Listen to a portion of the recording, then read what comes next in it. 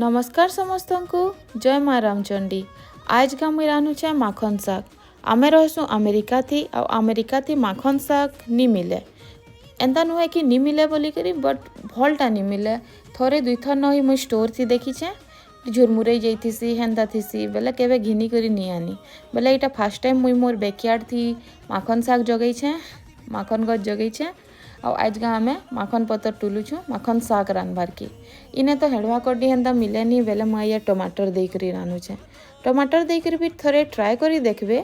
टमाटर देकरी भी ठीक ही लागिथिला बट हेड़वा कड्डी रोटा बेसी भल लागसी बट चलबा टमाटर भी भल ही लागिथिला एंता किछि खराब नहीं लागिथाई। आउ मुई मैं भी बहुत दिन बाद खाऊछे बेले मते टिके बेसी भल लागिथिला बट आपन माने भी थोड़े टमाटर देकरी ट्राए करबे। आ जदि मोर वीडियोटा भल लागुछि बेले please like share and subscribe. Thank you. Bye bye. Will meet again.